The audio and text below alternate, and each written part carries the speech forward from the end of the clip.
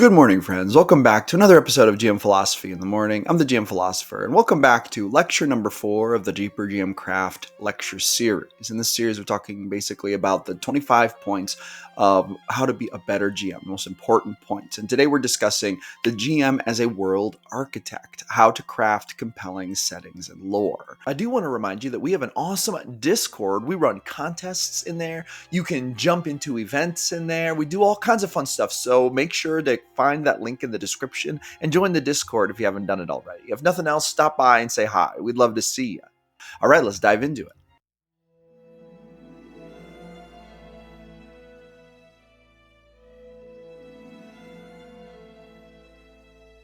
Crafting compelling settings and lore, and basically being the architect of the world, is not as complicated as a lot of game masters think it is, but it is very easy to go wrong with it. One of the best things you can do when creating any world is to focus on the details that are going to make it immersive. And one of the worst things you can do is focus too much on the larger scope of the world and not enough on the more minute details. Just to give you an example, let's use my homebrewed world state of Regenesis, right? So I've created this world state, and it's really the world that I play in now when I run games, and I love it. There's a lot of deep lore. In fact, not too long ago, I did a series of 3 videos. I'll even link to video number 1 here about how this entire world state came to be and the stories that led up to it. But if I make the mistake of focusing too much on the overarching world state, and I try to tell that to my players, and I try to make that like a focus of the game, then what I'm going to end up doing is I'm going to end up lecturing my players about my world state without showing them the details when they matter for the character stories. And this is really a big mistake. This is what we don't want to do. Now, how do we avoid doing this? So first of all, it's really important to understand that you do not have to overthink your world state and your setting. As the architect of the world of the game, a lot can be done with just a little bit of information. So that's the first thing, because the beauty is in the deeper, minute details, or in the details the characters need to know when researching or exploring.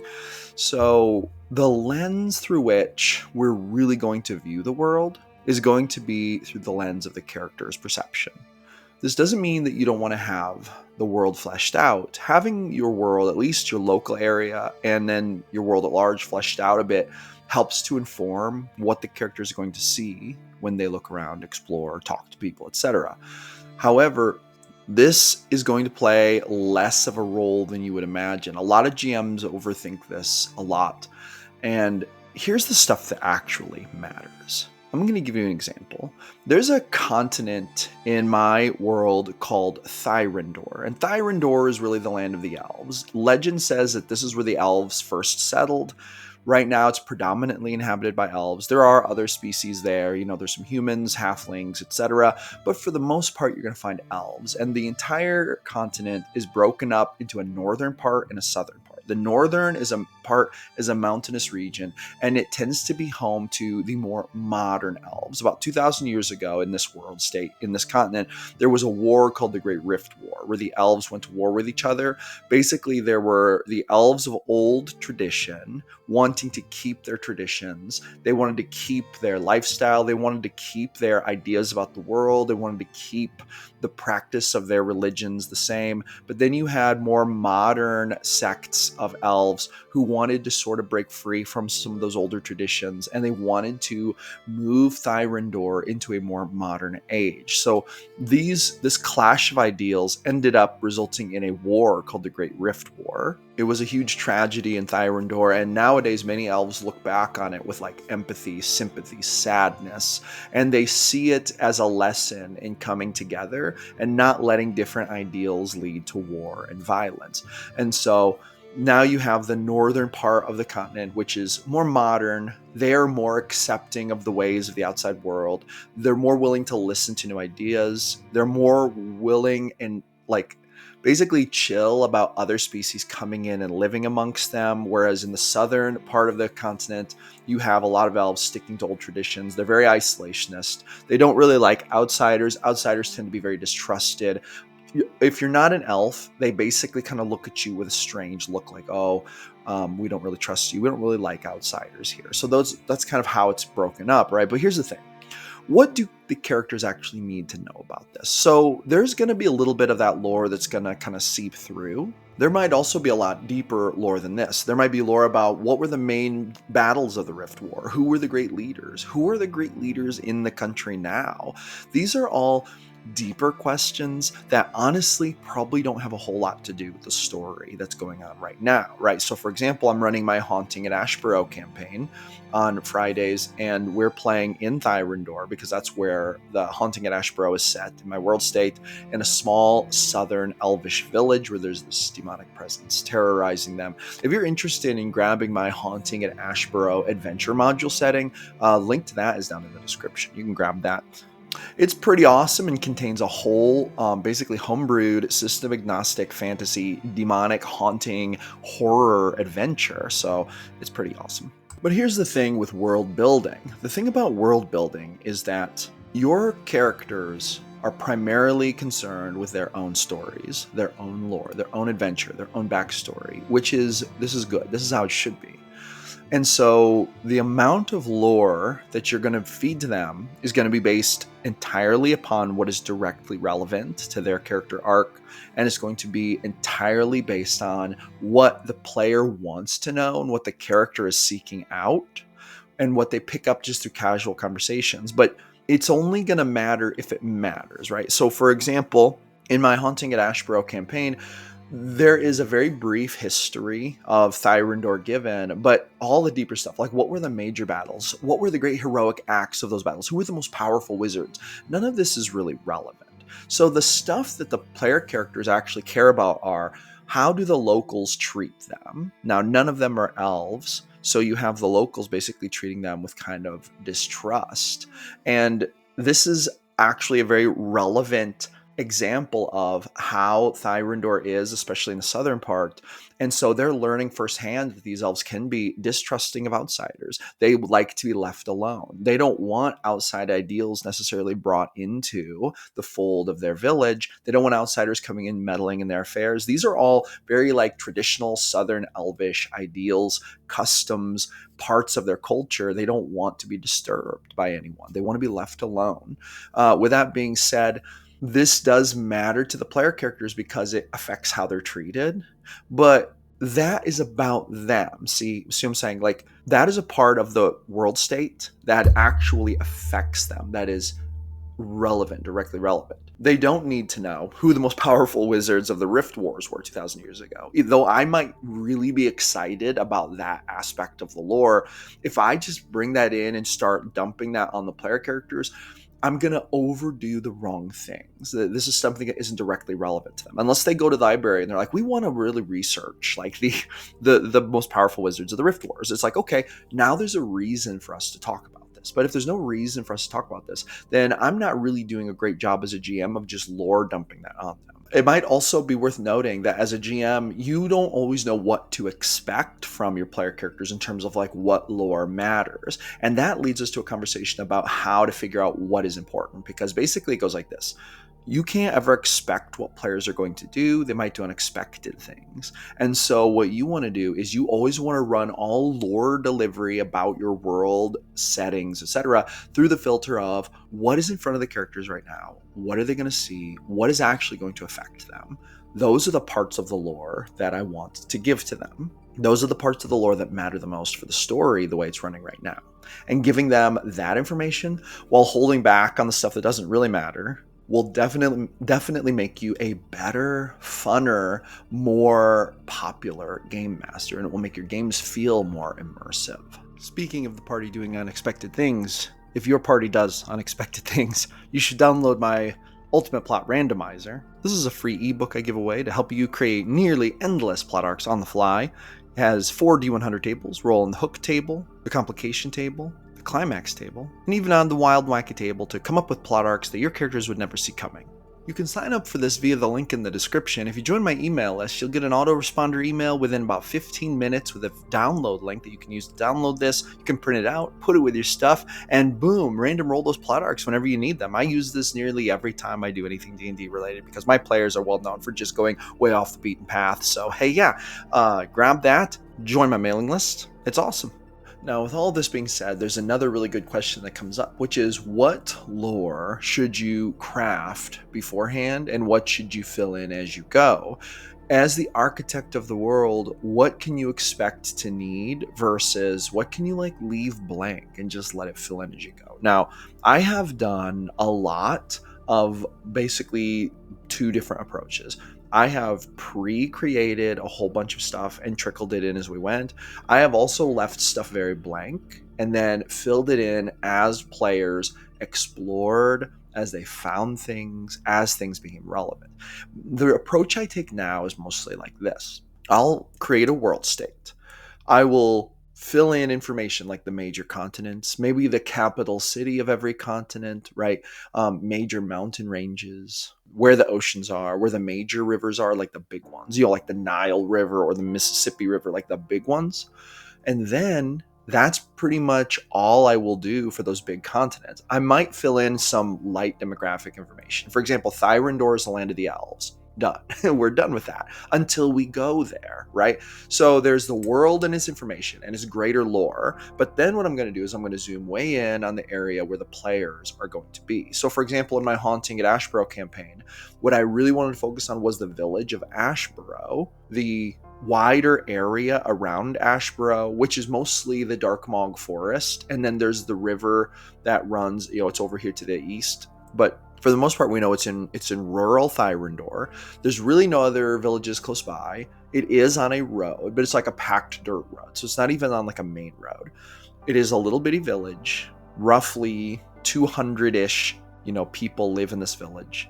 And then we know that it's mostly inhabited by elves. And the village itself has a lot of local lore. And in fact, in my Haunting at Ashborough adventure module, you can find all kinds of information about Ashborough, like the local lore, etc. And this is important for the game master to know. This is way more important than, for example, information about who the primary leaders are in the whole nation of Thyr Andor and in the big cities. That information really isn't even, we literally haven't spoken about who the king of the elves is once in the whole campaign because it just isn't relevant to the adventure.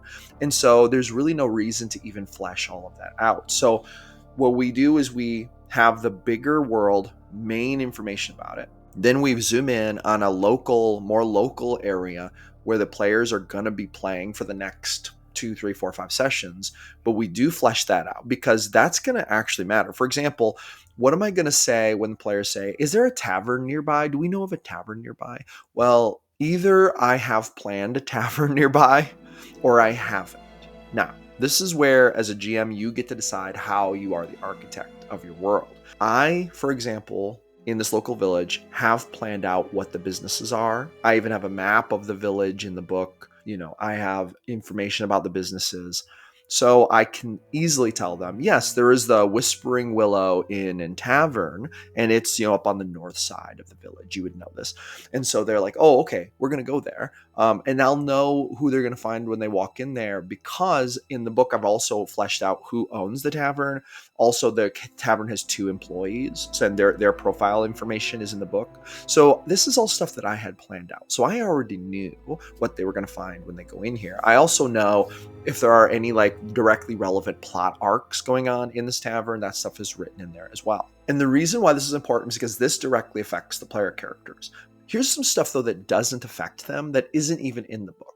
For example, how did this particular owner come to own this tavern? What year was this tavern built? Where did that tavern owner come from before he moved here? Did he live here his whole life, or did he move here later in life? What are his political leanings? Does he favor kind of the ideals of the Northern Elves, or does he favor the ideals of the Southern Elves? See, these are all examples of information that are not likely to be relevant to the party, So fleshing them out ahead of time can be done, but there's not really a huge reason to, mostly because if I do flesh it out beforehand, now I have an organization and categorization problem. So it's like, where am I going to put all that information? When a player asks me about it, if I know that I have it fleshed out, then what am I going to do? Am I going to push pause and go look for 5 minutes and find it? Am I going to look through my files online? If I have 100 pages of random lore like this sitting in front of me, how long is it going to take me to flip through the pages to find those specific answers if I don't remember them all top of mind? And this is why a lot of times I actually prefer to generate the answers to those kinds of questions as we go through the game. Let them come naturally. And either I can go from my intuition and improvise these things, or I can actually random roll on them. In fact, I've created an ebook that lets you random roll nearly any aspect of adventure creation at all. This is the GM Philosopher's Ultimate Adventure Generator, a massive collection of 163 random roll tables on 310 print-friendly pages. This book contains basically a ton of random tables to help you govern nearly every single aspect of adventure creation. There are random tables for selecting the adventure theme, defining the main quest or objective, choosing the setting or location, identifying the main antagonist, determining key NPCs, generating obstacles and challenges, adding complications or plot twists, selecting important items or MacGuffins, establishing the adventure hook, determining subplots and side quests, and more. Plus, some of these tables are really wild. Check out, for example, Chapter 2, Define the Main Quest or Objective. There are random tables for the main quest types, quest urgency, quest stakes, quest beneficiary, quest motivations, quest antagonists, quest complications, objectives, rewards, initiators, obstacles, allies, MacGuffins, endings, themes, limitations, setting specifics, moral choices, opposition forces, communication methods, and then literally a D100 table, plug and play quest lines, and that is all just in Chapter 2. This book is currently for sale on my personal bookstore for just $5.99. Link is in the description. This is how we support the small creators and the infrastructure here at GM Philosophy and the channel, the Discord, everything else. So thank you so much, and I hope that you'll consider grabbing a copy for yourself to make your adventures even better, to roll on some awesome random roll tables, and to support the channel at the same time. So thank you so much for listening to my little spiel, and now let's get back to the video. Now, at the end of the day, this also brings up one more question that is important to ask, and that is, if storing all that information is difficult, if tracking it down and finding it is difficult, well, how do you know what's actually important? How do you know how to keep everything straight? And let me tell you something. This is another thing that GMs usually really overthink. You don't need to keep things quite as straight as you think. A lot of times, it is important to just remember this. The player characters are going to care about things relating to the character's journey. And that's really the beginning and end of everything that you need to know. So yes, for immersion, for consistency, we want to have some things lined out. And also it's true that if you have a long-standing world that you play in a lot, then you're going to know a lot of the lore kind of more by heart. But here's another thing. As GMs, as game masters, we can't be afraid to go off the cuff. We can't be afraid to improvise and to riff a little bit. And it's also okay if the things that we riff don't make 100% sense with everything going on all the time. A lot of the times, and I don't mean to say this to be at all negative, because it's not a negative thing, 80% of what we come up with, the player characters aren't probably going to really remember anyway. Why? Because they're only going to remember the stuff directly relevant and meaningful to their character. And so once you say a thing, if you say something like, oh yeah, this tavern keeper says he's been here for 30 years. Let's say that you don't write that down. Let's say 7 sessions go by and you legitimately forget what your answer was to that question. Is it going to matter again? The odds of it coming up again are pretty slim. And even if it does come up again and you answer 40 years, is anyone going to remember any different? So remember that the context of what we're doing is that we're playing a game of D&D or whatever TTRPG you're playing. You are sitting down with your players and you're playing a game. You are not a perfect memory computer. You are not someone with just photographic memory who can recall bits of data willy-nilly immediately with 100% accuracy. And that's not necessarily supposed to be your goal. Consistency matters so that the world is believable and so that we can continue to suspend belief. But it's also true that gaming in the moment is actually the priority. So for example, it's a lot more valuable. It might be a lot more valuable for me to answer about the tavern keeper and say, oh yeah, he's been here for 50 years at this point. Even if I said 30 years, 7 sessions ago, does it really matter that much? Is anyone really going to care about that one little piece of lore? And maybe even more importantly, is it more important for me to riff and just give you the answer that I think is correct right now? Or is it more accurate for me to say, oh, hold on, let me check my notes, and then spend 15 minutes digging through past session notes to try to find that little obscure piece of information? Now, it's also true that that little obscure piece of information might be a lot more important if it's the name of someone in an important personal plot arc or subplot that happened previously. And they're like, hey, what was that one elf's name? The one who slipped us that magic note, the one who warned us about the assassins. It's like, oh, let me check. That is a lot more relevant to the characters. That's a lot more important to the story. There's a lot more reason to keep that name accurate and at the top of mind than how many years the tavern owner has been here, unless that piece of information is directly relevant. So we want to prioritize speedy, snappy gameplay. We want to keep the game going for the characters, for the players, but we also want to try to keep track of what pieces of information are probably going to be important. You will not get that 100% right, and that is okay. In fact, sometimes you can even remake up names. Let's say that elf who warned you about the assassins was really important. Let's say that you can't remember his name right now. Let's say that you didn't write it down in a convenient place. Let's say that the only way to find that is to spend 15 minutes digging through past session notes.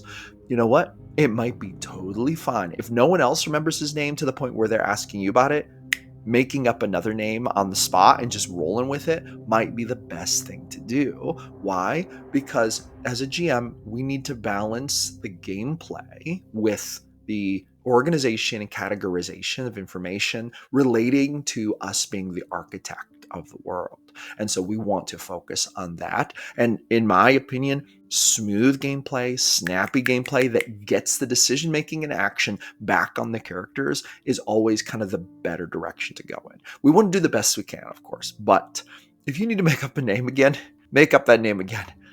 And boom, that's all I have to say on this one. That's going to conclude lecture number 4 of my Deeper GM Craft lecture series. Listen, thank you so much for coming back for another episode of GM Philosophy in the Morning.